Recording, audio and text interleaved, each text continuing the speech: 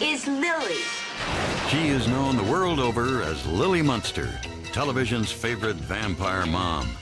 How would you like to have to clean 9 rooms in a dungeon every day? She could play comedy magnificently. You know, they just don't make men like you anymore. But hidden beneath the ghoulish makeup was one of the world's most exotic and voluptuous beauties. Thanks for taking an interest. She not only had a face, she had a whole lot of everything else that went with it. Throughout the 1940s and 50s, she mesmerized movie audiences in a series of sword and sandal pictures before starring opposite some of Hollywood's biggest heartthrobs. Off-screen, she had her pick of the most exciting and powerful men of her day. There are very few women that wouldn't have taken advantage of that, and she did. She had a zest for life. I don't know what else I could possibly do for you, Carlo. I would describe her as a woman that knows what she wants and gets it.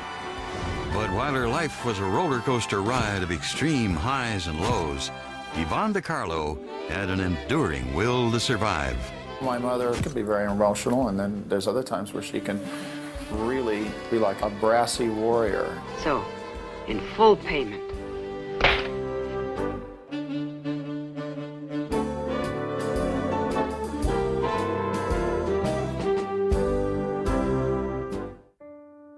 In 1922, the growing city of Vancouver, Canada, was recovering from a post-war depression and celebrating the repeal of Prohibition. It was here on September 1st that 19-year-old Marie de Carlo Middleton gave birth to a daughter named Margaret Yvonne. It was a hard birth. Marie was screaming, and she said, "I want a girl, and I want her to be a dancer." And then she said, "If it's a boy, drown it." Margaret's mother had run away from home at the age of 16 to become a ballerina. But after 2 years as a shop girl, she married William Middleton, a handsome, charismatic con artist. He was involved in flim-flam schemes, things like selling phonographs and speakers that were supposedly wireless that weren't. Peggy, as she was soon nicknamed, was only a toddler when her father beat a hasty departure just one step ahead of the law, never to be seen again. With her hard-drinking mother often away with boyfriends, the little girl was left in the care of her grandparents. Her grandmother, who was Presbyterian and very prim and proper, and then on the other hand there was Marie, her mother, who liked to have a good time. So she was brought up in a dual atmosphere, one of a grandmother who's very pristine in many ways, very conservative, very moral, and then her own mother, who was defying all those standards. Peggy found security with her emotionally distant grandparents, but she desperately craved attention. The pretty child had inherited her mother's lively personality, and when she entered grade school, she found that her powerful singing voice brought her the recognition she longed for. From a very young age, Peggy had a very full-bodied voice, and she went from singing at little things at the family table to doing little performances at school. Although Marie recognized Peggy's talent for singing, she had decided long ago that any daughter of hers would be a dancer. Yvonne really wanted to be a singer. She had a lovely voice, but her mother was focused on dancing because that's what she liked. So she decided to transfer that ambition to her daughter, and she actually forced her to take dance lessons. She was convinced Yvonne was going to be something and did everything in her power to make that happen. After several years of study with a local ballet teacher, Peggy was stunned when her mother announced that they were going to Hollywood, where opportunities for dancers were sure to be plentiful. But Los Angeles was not the land of broad beaches and palm trees Peggy had imagined. They moved into a cheap downtown apartment, and Marie took what work she could. Marie would get a job, since she wasn't trained to anything, usually as a waitress, but being very unconventional and disliking schedules and a good time was better than working, very often she'd lose her job. Peggy enrolled at LeConte Junior High and began daily ballet lessons at the Fanchon and Marco School of Dance. But within months, she was uprooted once again when her visa expired. It was the first of 3 disruptive round trips between Canada and California that Peggy would make over the next few years. Though her academic education was erratic, her dance training continued uninterrupted. But it was becoming increasingly clear that Peggy's body was not supple enough to withstand the rigors of ballet. When Canadian dance teacher June Roper steered her in a new direction, Peggy was both grateful and relieved. June Roper proved to be almost like a surrogate mother. She really took a fascinated interest in Peggy. She saw that this girl not only was very pretty, but that she really did have talent. She was the first one to say to her, "Peggy, let's not think in terms of ballet so much. Let's think in terms of other types of dances that you could be doing." The following year, Roper arranged for Peggy to appear at the Orpheum Theater as a hula dancer in the whimsical Waikiki Revue. By age 17, Peggy had blossomed into a shapely young woman and began to envision herself as a glamorous showgirl. When a new nightclub, the Palomar, opened in Vancouver, Peggy finessed her way into a week-long booking. Hoping to present a more sophisticated image, she combined her middle name with her mother's maiden name. In 1939, Peggy Yvonne Middleton became Yvonne de Carlo. Months later, Yvonne and Marie returned to Hollywood. But by now, her mother was all but unemployable, and the teenager was beginning to feel the weight of responsibility. Desperate to advance her career, the striking 18-year-old entered the Miss Venice beauty contest. It's Bathing Beauty Day at Venice, California. The beauty contest is held on a Venice pier every year to select winners to compete in the Miss America contest at Atlantic City. Among the beautiful girls for fame and fortune is Yvonne de Carlo. After the Miss Venice Pier contest, both Marie and Peggy felt super confident. Now they said, well, here we are in Hollywood, so now it's time for us to try some club work. So one of the first places they tried, which was one of the more prominent clubs, was Earl Carroll's club. But when she refused to allow Mr. Carroll to examine her bare breasts, as he did with all his auditioning performers, Yvonne and her mother walked out of the nightclub and headed down the block to another popular night spot, the Florentine Gardens.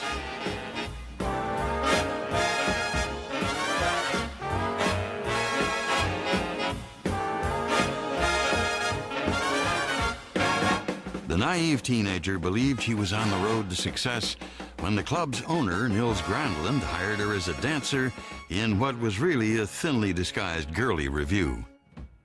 She comes out in the 7 veils and little by little discards them till she's down to a couple of pasties and a G-string. A guy in a gorilla suit comes out, picks her up, throws her over his shoulder, and takes her off the stage. I know that it was burlesque, and I know that Marie was there. And she would go to the audience and say, "Applaud for my daughter louder." All the Hollywood wolves, as they say, the single guys went there. On any given night, you might see Errol Flynn or Henry Fonda, Burgess Meredith. These are the people that Yvonne eventually met. Yvonne realized that her sensuality brought more than money. It brought the kind of attention that she had hungered for since she was a child. But as Yvonne entered more sophisticated social circles, the lessons she had learned from her puritanical grandparents were not forgotten. She was kept innocent, if you can believe this, because her grandparents were very austere people, and so she was preached to. They were very strict with her. In 1940, Yvonne was proud to be featured in a musical short known as a soundie.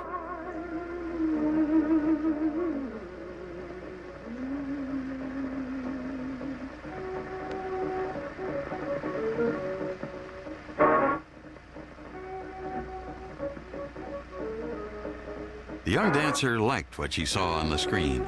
Believing she had a shot at the major leagues, a glamorous lifestyle and big money, Yvonne de Carlo made up her mind to be a movie star. She returned to the Florentine Gardens with a new sense of purpose, but bandleader Artie Shaw awakened the teenager to a harsh reality. He was very flat out forthright with her, and he said to her one day, "You know, Yvonne, working at the Florentine Gardens, you're in a deep rut and you're not going to get out of there." And this upset her because she was very happy. She thought her career was progressing. Yvonne gratefully accepted Shaw's offer of a month's wages and quit her job. She quickly found an agent and for her first movie role received $35, playing a bathing beauty in Harvard Here I Come. When no other film parts followed, the pragmatic Carlo returned to club work, this time at Earl Carroll's. After she got working in nightclubs and got used to performing scantily clad, well, then she said, fine. So she went in and flashed them, and she got the job. But only 2 months later, on December 7th, 1941, the Japanese attack on Pearl Harbor signaled America's entrance into World War II.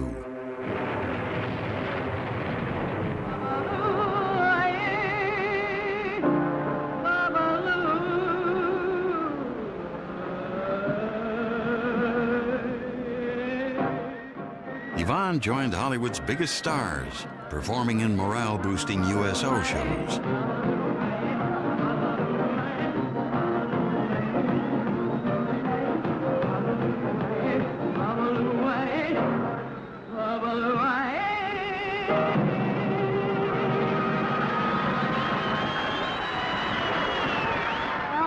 That's all the music I have. I don't know what else I could possibly do for you fellas. Yvonne's confidence soared as she sang before thousands of cheering servicemen. Before long, she was a favorite pinup and the recipient of thousands of letters from lovesick GIs. In 1942, executives at Paramount Pictures also took notice of the exotic beauty and cast her as Dorothy Lamour's handmaiden in The Road to Morocco, starring Bob Hope and Bing Crosby. That August, Yvonne de Carlo joined Paramount's roster of contract players, and the studio kept the ingenue busy with bit parts in a series of notable films.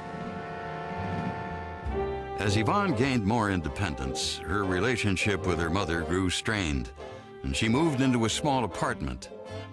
Now on her own for the first time, and free from the pressure of supporting Marie, Yvonne realized that all work and no play makes for a dull girl.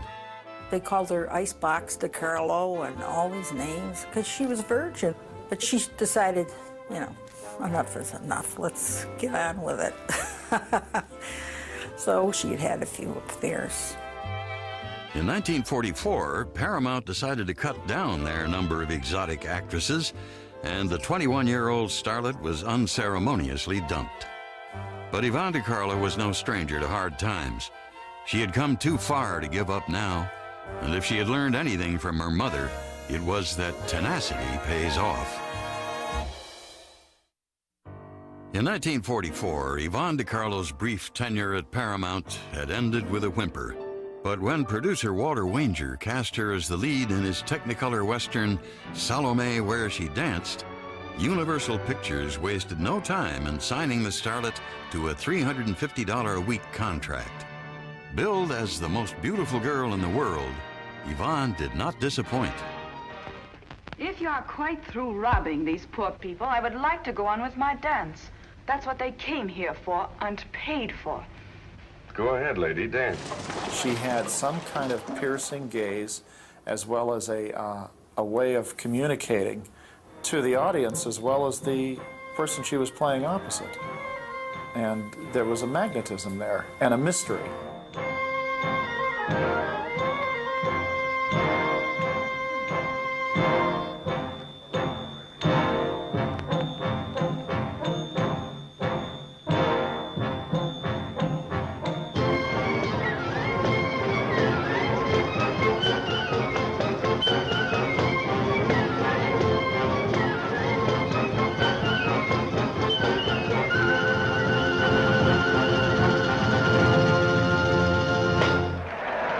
Salome Where She Danced was one of the year's biggest hits, and Yvonne became one of Universal's hottest properties.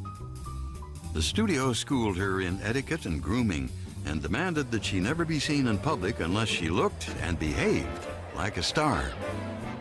Yvonne was a star. She, by golly, was a star, and in those days, being a star was something very special. They were sort of coddled, and they were taken care of, and they were made into stars. Before long, the highly publicized actress caught the attention of dashing billionaire Howard Hughes, who began to actively pursue her. What she liked about Hughes, I think, was an air of mystery, intelligence, power. She made a mistake of falling in love with him, despite what her friends told her. This guy, I mean, that's all he does is collect women. He's not interested in marriage. And finally, one day, she got the gumption to ask him, "Are we going to get married, Howard?" He said no. And that was that. Unfazed, Yvonne spent a little time pondering her losses and set her sights on actor Robert Stack. She had an ideal man in her mind. Tall, blonde, blue-eyed, handsome, and he fitted the mold more than anybody she had met to that point. Naturally, my eye caught hers. I thought to myself, wowee, she not only had a face, she had a whole lot of everything else that went with it.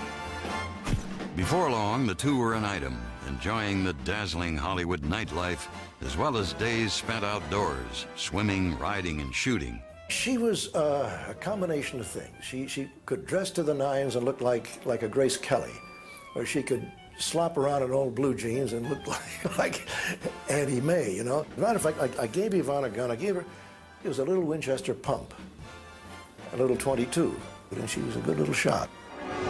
In 1947, Yvonne set the screen on fire with her seductive dancing in Song of Scheherazade. My, that's fast. It sounds like a bee or something, buzzing around a bumblebee. Free, happy, not a care in the world. God had given her a whole lot of really good things, and it didn't take a genius with a camera to make her look like what she looked like.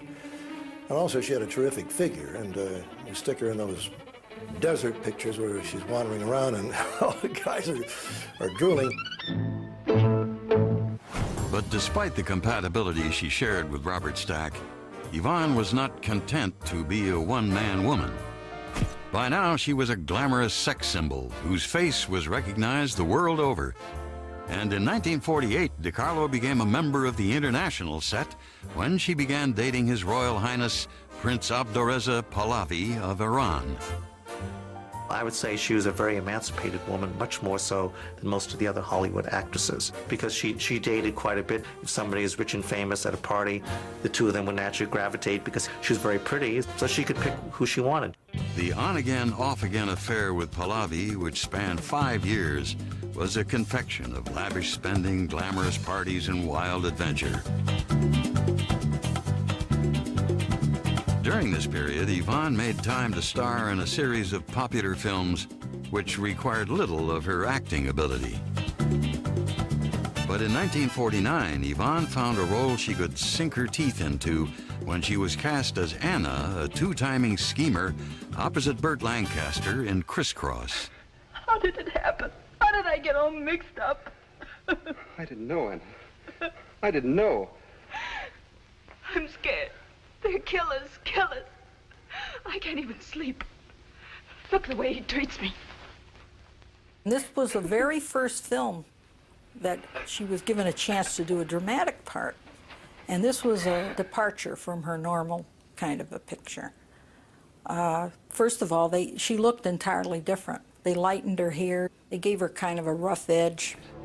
You love me. Love, love. You have to watch out for yourself. That's the way it is. I'm sorry. What do you want me to do? Throw away all this money? Just don't know what kind of a world it is. Well, I'll know better next time. I'm sorry I can't be like you. I'm not like you. I wasn't born that way. Yes, you're right. I am different. I never wanted the money. I just wanted you. I'm sorry. I can't help it. I'm sorry. Crisscross was a success, and Yvonne received her first solid reviews as an actress. In her next project, The Gal Who Took the West, she not only walked away with the picture, but a new fiancé, handsome stuntman and actor Jock Mahoney. But this time, something was different.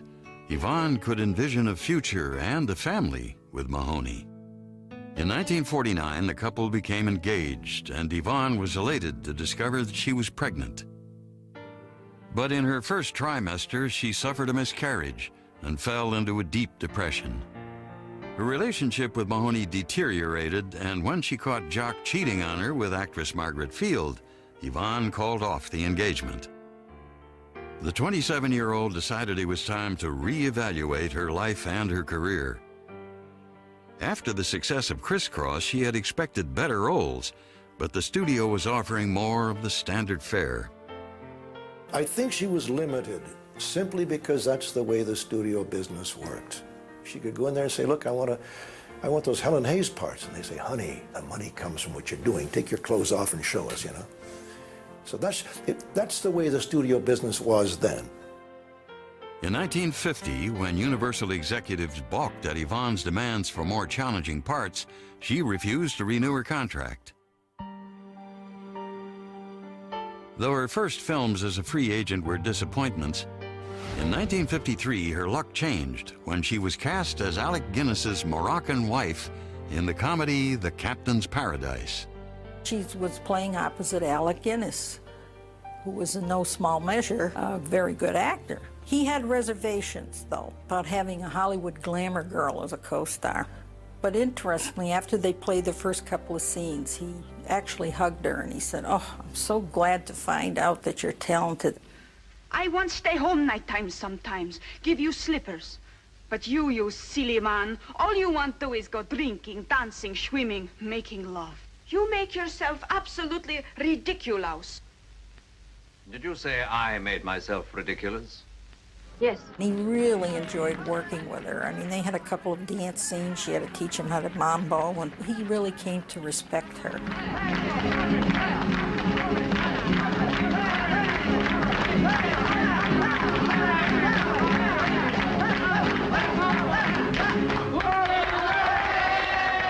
Yvonne celebrated the success of Captain's Paradise with a trip abroad.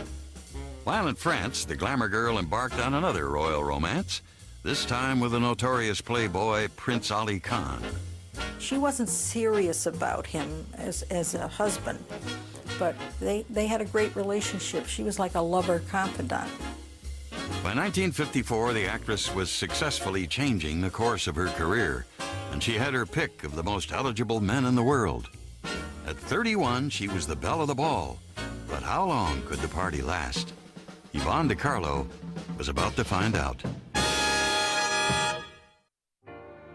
In 1955, Yvonne Carlo made it to the A-list when Cecil B. DeMille cast her as Moses' wife in his epic film The Ten Commandments, starring Charlton Heston. That same year, the 33-year-old began dating widower Bob Morgan, a rugged actor and stuntman she had met on the set of an earlier film. I was told by Yvonne was that it was like an animal attraction, but I think there was something about Bob's free spirit and rough character, you know, the cowboy, the simple man. In Bob Morgan, Yvonne believed she had finally found a man who truly loved her. And on November 21st, the two were wed in Reno, Nevada. She said once she was married, she knew there was going to be an end to freedom and that you got married and you stayed married. But she knew that it was the end of a certain kind of independence. The following July, Yvonne gave birth to her first child, Bruce. With the addition of Bob's 8-year-old daughter, Barry, the perennial playgirl suddenly found herself the mother of two, a role for which she was totally unprepared. I think my father was putting demands on her to be something that she had never been before and never been taught how to be, and had no clue, basically, how do you be a mother? In October of 1956, The Ten Commandments was released amid a frenzy of publicity. Yvonne was in the spotlight, with Bob eclipsed by his wife's celebrity. This is a guy that had some kind of authority over men in the war as a pilot, and there was a sense of status. Now he was walking behind a movie star. The photographers are unfolding her, and you can see him walking behind. And you can see the look on the face, and it's not happy. But Yvonne was thrilled with the direction her career was taking and believed her star could only rise when she was cast opposite Clark Gable in Band of Angels.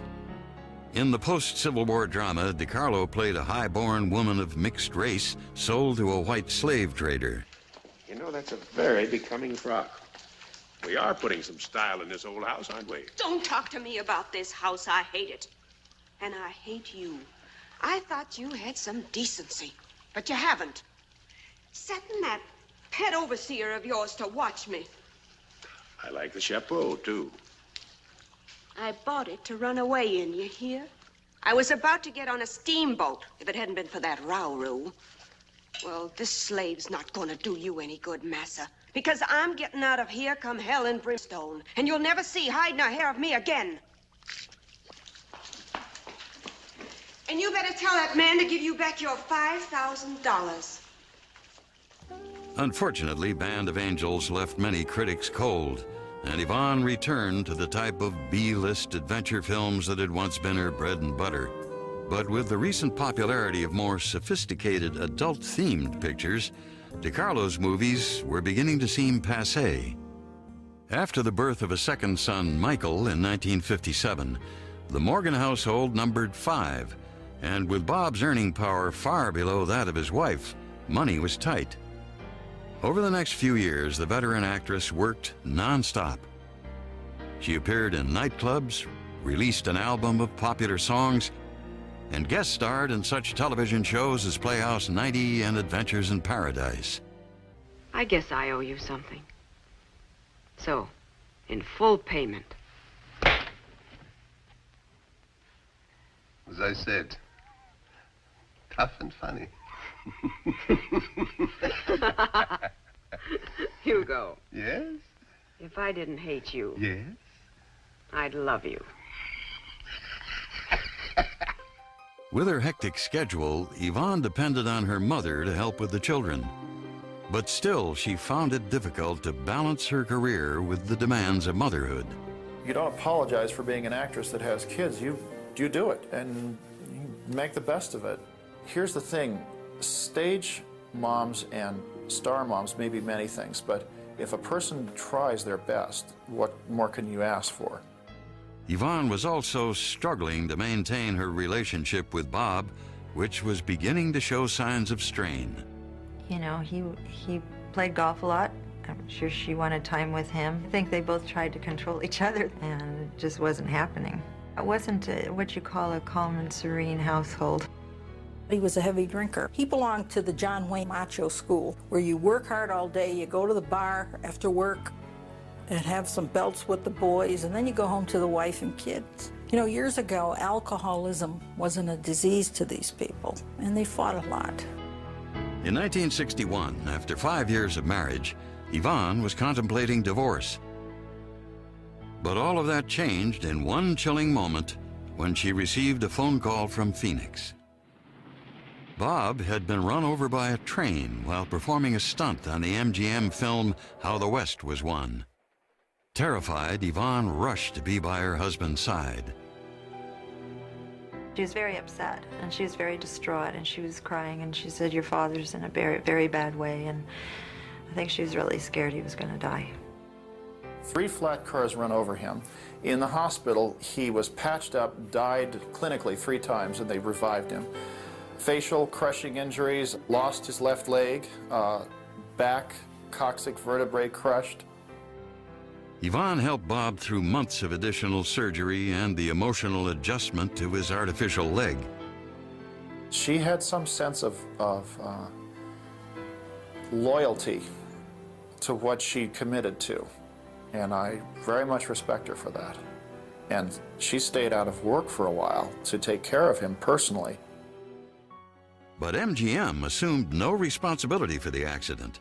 Feeling they had no other recourse, the Morgans filed a $1.4 million lawsuit against the movie studio, claiming Bob was permanently disabled through the negligence of the film's assistant director. It is one of the most tragic stories in the whole world, this magnificent athlete being crippled by an idiot. The studio would not allow anyone to back him up in the lawsuit. From what I heard, that anybody who backs him up and testifies for him will be fired. The couple was emotionally and financially devastated when all attempts to sue MGM came to a dead end, and Yvonne was forced to mortgage their house. Recognizing her plight, in 1963, friend John Wayne offered the 41-year-old actress a role in his film McClintock, in which he played the Duke's lusty housekeeper.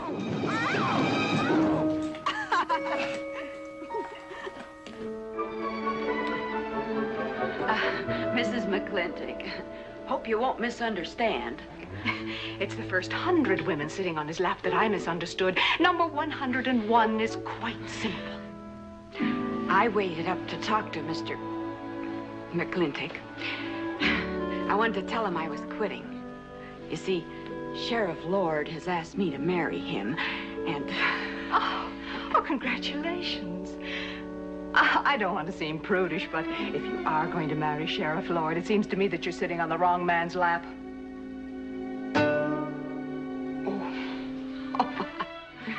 For Yvonne, Wayne's gesture of friendship offered only a momentary relief from her mounting medical and legal debts. The actress was at an all-time low, and there seemed to be no light on the horizon.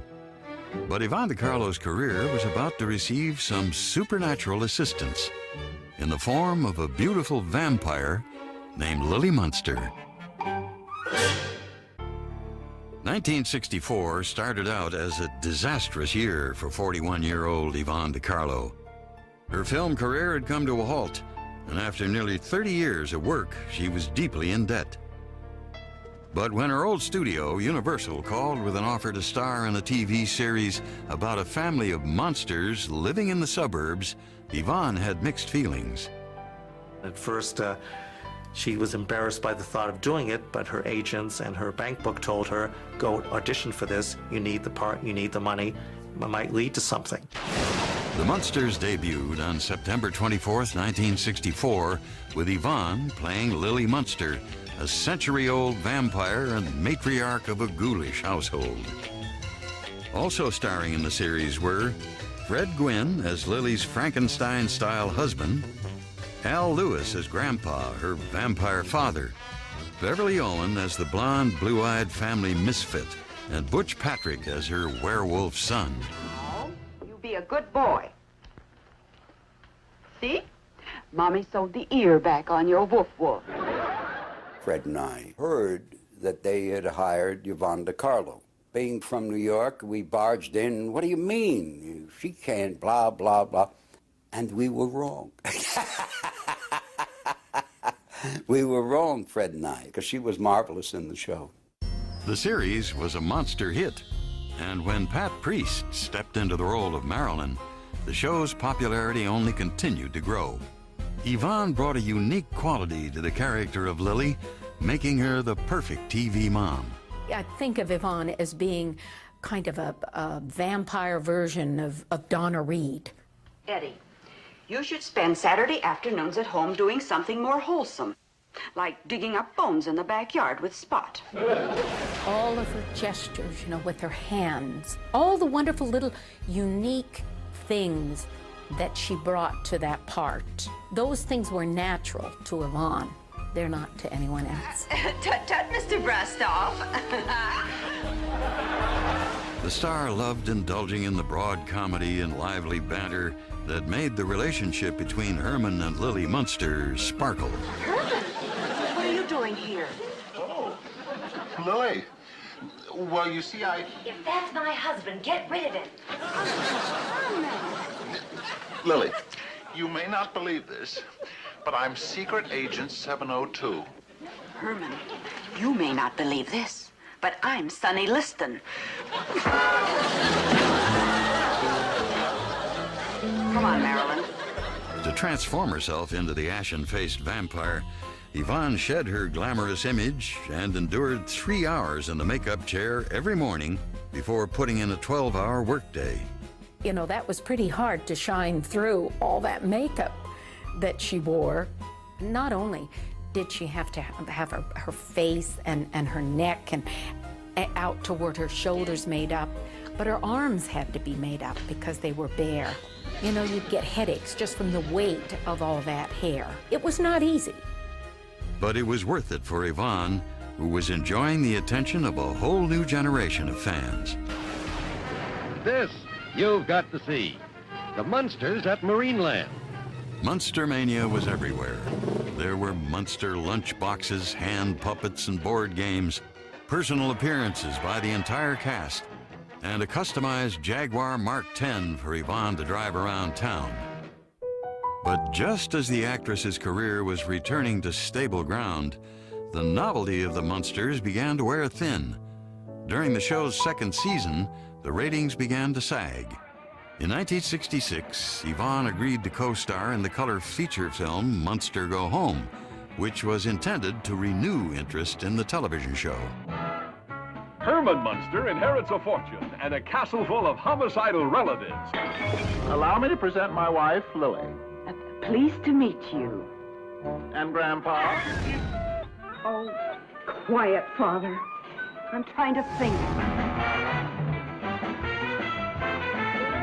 It's frightfully funny. But by the time Munster Go Home was released, the series was already canceled, and the actress was looking for her next paycheck. For Yvonne, the pressure to support her family was intense.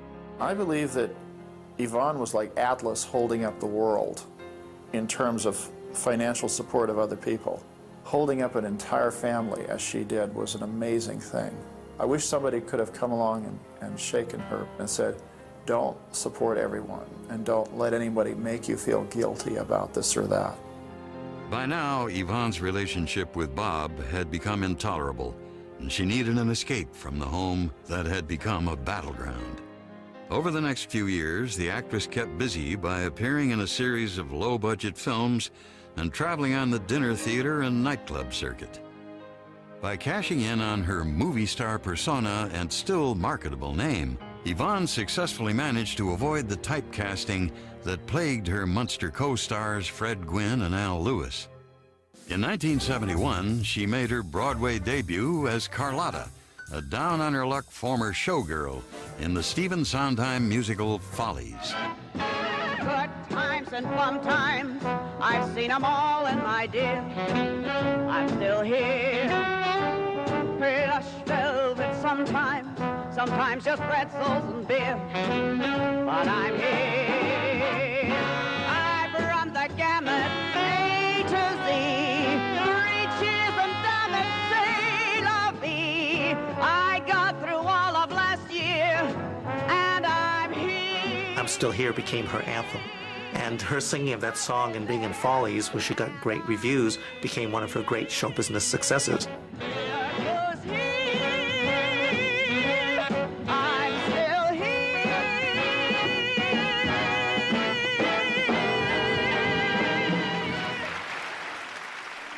Follies ran for a staggering 522 performances.